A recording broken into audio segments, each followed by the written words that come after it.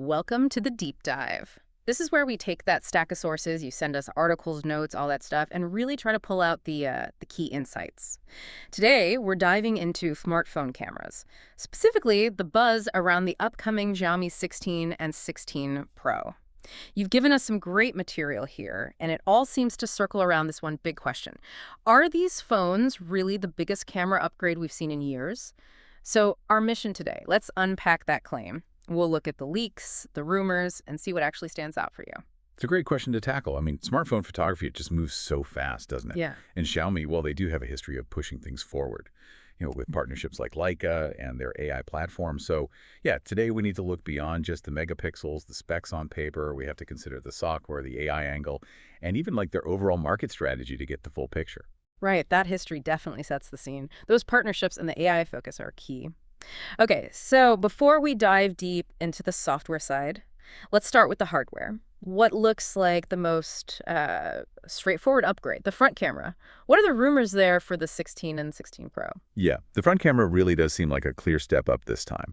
Both the standard 16 and the 16 Pro are reportedly getting a new 50 megapixel sensor, which that's quite a jump from the 32 megapixels in the last generation, the Xiaomi 15 series. But it's not just the resolution. That's the key. Okay, so more megapixels, but what else?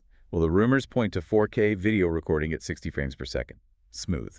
Plus a wide field of view, and maybe the biggest news here, autofocus. Autofocus. On the front camera, I remember trying to get sharp selfies years ago. Yeah, tricky. That does feel like a genuine leap, especially for content creators, vloggers. This sounds pretty significant. It's exactly. Autofocus is still relatively rare on front cameras, but it's super desirable, right? For sharpness in photos, video calls, especially if you're moving around. Combine that with 4K 60 fps video. Well, that caters directly to that huge demand for high-quality mobile video. So how does this position them against, say, Samsung or Apple? Is this a strategic move? It definitely looks strategic. They're putting these premium features, the 50MP, the 4K 60, the autofocus on both the base 16 and the 16 Pro, democratizing it, sort of. If you look at the rumors, the Samsung S26 Ultra leaks don't really hype up the front camera quite like this. And Apple, the iPhone 17 Pro is rumored to have, a 24MP front camera, and maybe without autofocus. So yeah, Xiaomi seems to be making a very deliberate play for that content creator market here. Okay, makes sense. Let's move around to the back then. The main cameras. This is where things usually get really interesting, right? Yeah. What's the setup looking like for the 16 and 16 Pro? Right, the main event for many. Both models are expected to stick with a triple 50 megapixel setup on the rear. Consistency seems key here.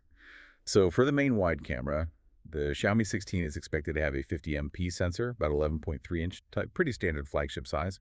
The 16 Pro apparently shares those core specs, but adds a couple of things: ultra-high dynamic range support and also a time-of-flight sensor, a TOF sensor. TOF for better depth mapping, right? Yeah. Portraits and stuff. Exactly, for more accurate focus and nicer background blur, that bokeh effect. And that Pro main sensor, it's rumored to be the OnDivision OV50Q. It has this Olofic technology. Olofic. Sounds technical. It is a bit. Lateral overflow integration capacitor. Basically, it's really good at handling scenes with super bright highlights and deep shadows simultaneously. Maximizes that HDR effect without things looking weird. Then there's the ultra-wide. Again, 50 megapixels expected on both models, so consistent quality there, too. Okay, main, ultra-wide. What about the telephoto? Any big changes there? This is where it gets a bit nuanced. The standard Xiaomi 16 is rumored to get a 50MP telemacro lens, but interestingly, recent reports suggest it won't be a periscope design. So maybe similar zoom capabilities to the 15. The 16 Pro, though, is expected to get a 50MP periscope telephoto, and it keeps macro functionality too. So the Pro gets the periscope zoom advantage, but I think I saw something in the sources about a different sensor for that Pro telephoto. Something about it being smaller. Ah, yes, that's a really interesting point. It seems like a deliberate trade-off. The rumor is they're moving from the Sony IMX858 used in the 15 Pro's periscope that was a 12.51-inch sensor to a Samsung ISOCELL JN5, and the JN5 is a 12.76-inch sensor. So yes, optically smaller. Huh. Smaller sensor, but it adds macro. Why make that trade? Well, it suggests Xiaomi might be prioritizing versatility, that close-up macro capability on the Pro model over squeezing out the absolute maximum optical zoom performance from that specific lens. Maybe they figure most Pro users will appreciate the macro flexibility, and perhaps it helps with the physical design, keeping things compact. Yeah. It also kind of hints at their tiered strategy, doesn't it? Saving the absolute best zoom hardware for, well, the even higher-end models. Right, that makes sense. A tiered approach. So what about those other models then? You mentioned the Ultra potentially. How does the sensor choice fit into the bigger picture, maybe supply chain stuff too? Exactly. It points towards a very clear segmentation. The Xiaomi 16 Pro Max, for example, is tipped to get a larger 50MP periscope sensor, the Samsung ISOCELL GN8, which is 11.95-inch. So better telephoto performance reserved for that tier. And then there's the Xiaomi 16 Ultra. This is where things get really interesting strategically.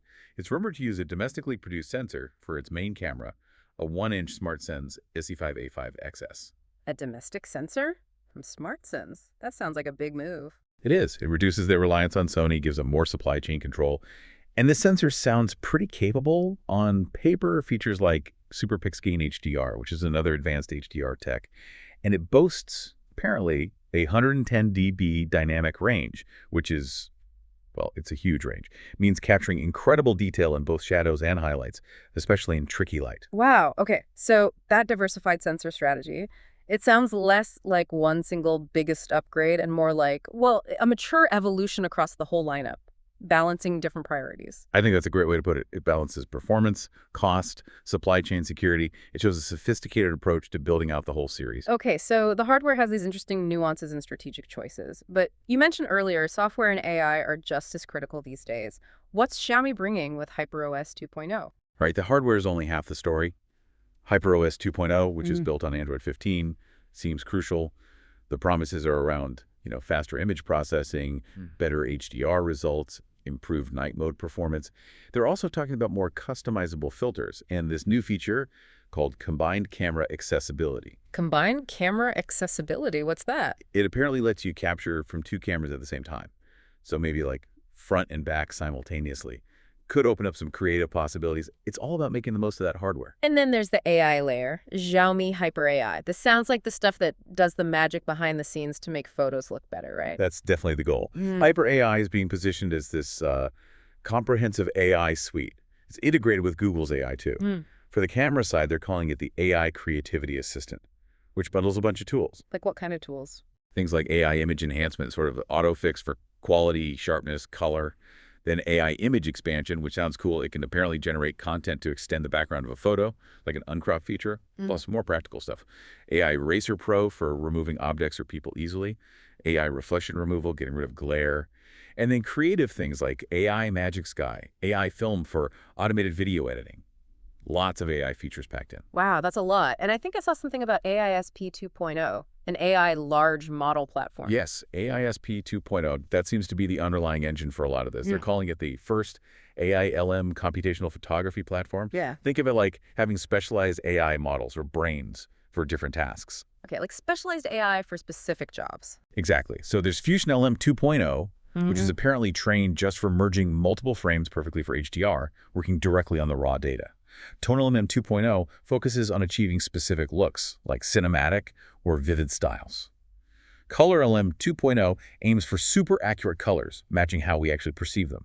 And Portrait LM 2.0 is all about separating the subject from the background really cleanly and getting skin tones right. So it's like a team of specialized AIs working on each photo. That's a good analogy. It's a modular approach. And crucially, all this relies heavily on the processing power of that new Snapdragon 8 Elite 2 chip. You need serious horsepower for all this real-time AI stuff, plus good cooling, like their ice loop system, to sustain performance. Got it. So bringing it back to the user, what does all this AI actually mean for taking pictures? How does it change the experience? Well, it means the software is doing more heavy lifting than ever before. It helps ensure that photos look consistent, even if you're switching between different lenses made by different sensor manufacturers. It makes complex editing, like removing objects or glare, incredibly simple. Stuff that used to require desktop software, now doable right on the phone with a tap. So it elevates the whole experience beyond just specs. It's less about capturing and more about intelligent processing happening instantly. It's basically a necessity now to compete at the high end. Makes sense. And it's not just photos anymore, is it? Video is massive. What's the story for video on the Xiaomi 16 series? Yeah, video is definitely a focus. We already mentioned that upgraded front camera doing 4K at 60 fps, huge for vlogging.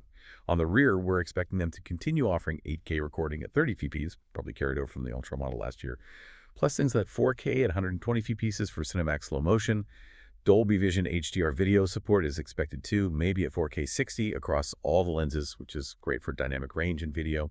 And improved stabilization, of course, better OIS, better EIS. Oh, and audio, they're talking about a 4-mic array for spatial audio recording. Directional, omnidirectional, even audio zoom. So pretty comprehensive for creators. Okay, that sounds like a really solid video package. Stepping back a bit, this whole thing, the hardware choices, the AI push, the video features, it feels like a very aggressive strategy from Xiaomi. What's the bigger play here in the premium market? I think you're right. It's aggressive and multifaceted. You've got the consistent 50MP sensors across the 16 and 16 Pro for baseline quality. You've got that strong front camera directly targeting content creators. Then for the Ultra, they're pushing the absolute boundaries. Continuous optical zoom, maybe that 200MP periscope, aiming for clear technological leadership. There's a strategic sensor diversification, using SmartSens domestically, using Samsung, enhancing their supply chain, tailoring solutions. And underpinning it all is that massive investment in AI and computational photography, HyperOS, HyperAI, AISP 2.0, to make the hardware really sing. And launching first with that new Snapdragon chip is part of that aggressive push too, presumably. Absolutely. Being among the first with a Snapdragon 8 Elite 2 gives them that performance edge, at least initially. And yeah, the timelines seem aggressive too. A China launch maybe by end of September, then global availability later, maybe late 2025, early 2026. They want to hit the market hard and fast. Okay, so we've gone through the details, the strategy. Let's circle back to that original question you provided us with. Based on everything we've discussed, is this truly the biggest camera upgrade in years for the Xiaomi 16 and 16 Pro? Is that claim justified? Right. The big question. And I think the answer is, well, it's nuanced. It depends what part you focus on. The front-facing camera upgrade. With 50MP, 4K 60, and especially that autofocus, yes, I'd argue that's a huge leap forward for a mainstream flagship. Potentially one of the most significant front camera upgrades in years. It really is a standout feature. Okay, so front camera, definitely a big deal. What about the rear cameras on the 16 and 16 Pro? For the rear systems on the standard 16 and 16 Pro, I'd say the improvements are more evolutionary. They're building on what was already a strong foundation. There are solid upgrades, yes, but also those trade-offs we talked about, like the slightly smaller telephoto sensor on the Pro Gaining Macro. It's refinement rather than revolution for those specific models. The truly biggest hardware innovations, that 1-inch domestic sensor, the rumored continuous zoom, the 200MP periscope, seem concentrated on the Ultra model, which is part of the series, yes, but a distinct higher tier. But the AI and software play a big role too. A massive role. The deep integration of HyperOS 2.0, HyperAI, and AISP 2.0, these represent very significant advancements in computational photography. They genuinely elevate the user experience, simplify complex tasks, and squeeze more quality out of the hardware. That software and AI part is a huge upgrade across the board. So, to conclude, is the claim justified? Maybe an overstatement if you only look at the rear camera hardware of the base 16 and 16 Pro in isolation. But when you combine that revolutionary front camera, the solid rear setup, and the powerful AI layer, it's a very compelling package. And the entire Xiaomi 16 series collectively, especially with what the Ultra promises, it definitely represents a substantial push forward for mobile imaging. Fantastic breakdown. Thank you again for providing such great source material for us to dive into today. It leaves us with a fascinating thought, doesn't it? As mobile photography gets so deeply intertwined with both cutting-edge hardware and incredibly sophisticated AI, what do you prioritize most in a smartphone camera? Is it the raw power of the sensor, the glass? Or is it the intelligent software that promises to make every shot perfect almost automatically? Something to think about.